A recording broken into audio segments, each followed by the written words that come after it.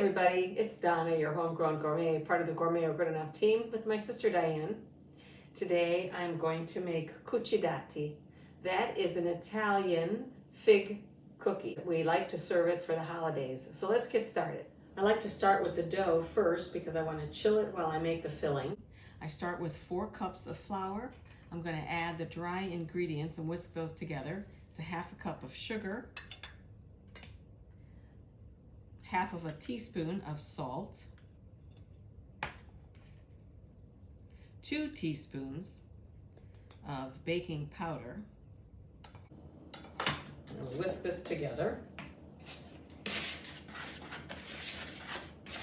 And then we're going to cut in 1 cup of cold shortening. And I have cubed the shortening, makes it easier to blend. With my pastry cutter, I'm going to blend this together till I get a nice crumbly mixture. One thing I love about these cookies, I get to use my homegrown figs in the filling, and that's what makes it extra special. So earlier in the season, I dried some figs in the oven and froze them, and now I can use them to make this wonderful filling for our cucidati. Okay, so I have a nice crumbly mixture. So in another bowl, I'm just going to crack my eggs.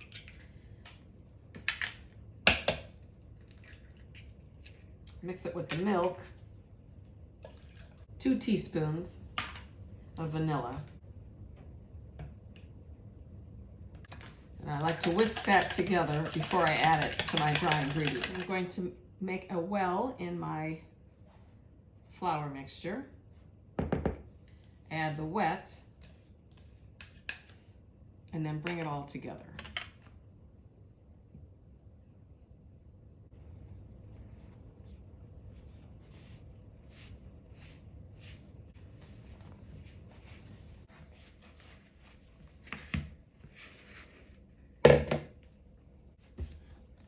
You want that flour mixed really well.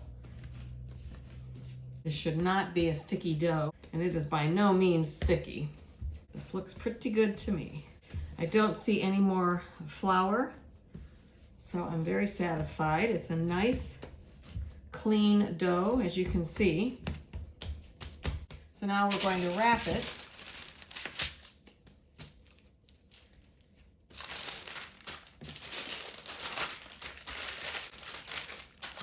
And then allow it to chill in the refrigerator while we make our filling. So while my dough is chilling, we'll go ahead and make the filling. The filling needs to be nice and thick.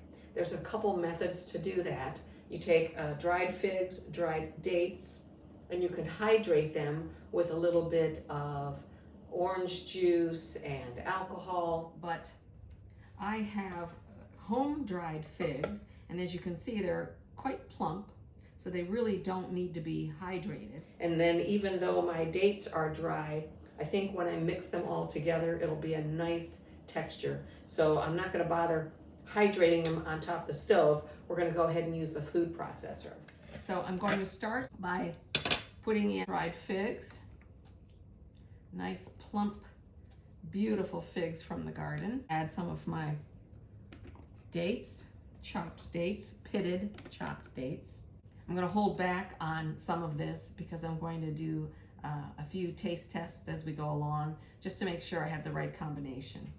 So I'm going to add a little bit of orange juice, freshly squeezed orange juice, a couple teaspoons. We're going to go ahead and pulse it.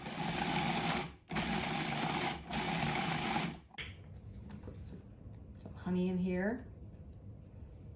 And this is a really nice local honey that I got at the state fair.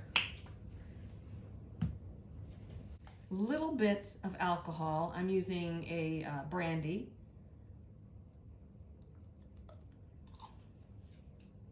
Why alcohol? I don't know. I like it because it helps preserve the filling, so it lasts a couple weeks when you have them sitting out at home over the holidays. Okay, more pulsing. Orange zest. Very important. Really gives it a great brightness. A little bit of cinnamon. We're gonna mix it again, and then we're gonna give it a taste.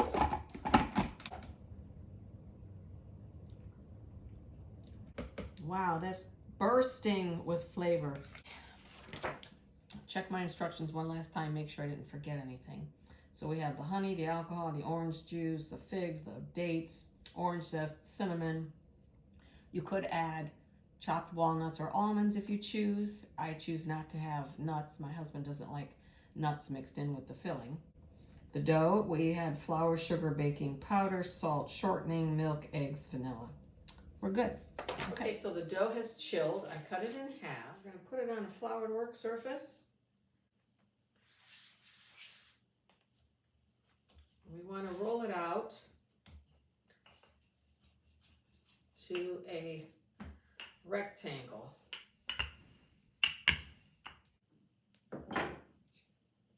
I like a real nice rectangle, and I'm going to reuse some of this, so I'm going to make it as straight as possible.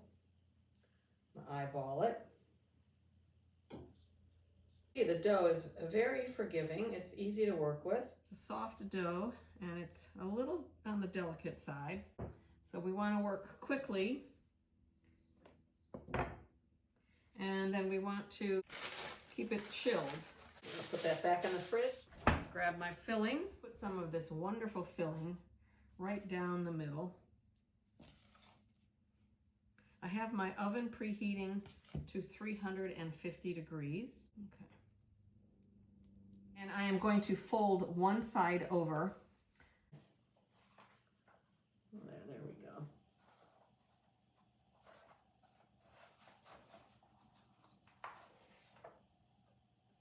Okay.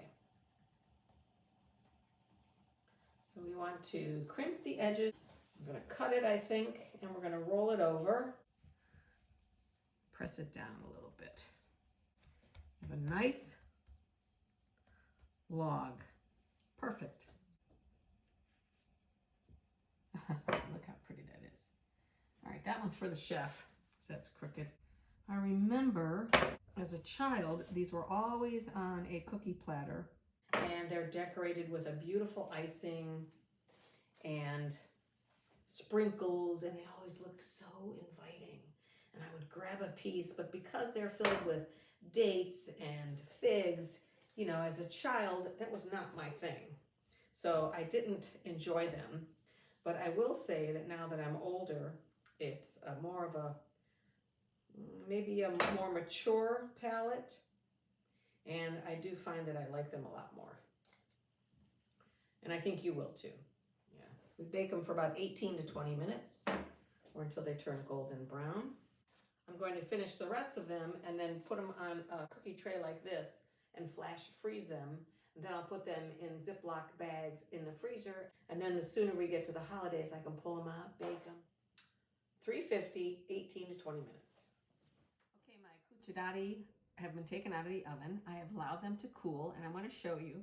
You're looking for that golden brown on the bottom. And look at that beautiful filling. Now this cookie is almost like a dense cake texture. Okay, it's not a real sweet dough. It's a little chewy and a little bit soft, but it goes great with the filling. And to finish this, I like to put a glaze on it. And this is just powdered sugar mixed with orange juice. And then it's just a matter of putting a nice glaze on them. And then sprinkles. And then you just allow the glaze to harden. And there you have it, Cucidati, Italian fig-filled cookies. Thanks for watching. I hope you enjoyed this video. Don't forget to give us a like, follow, and subscribe to that YouTube channel. Ciao.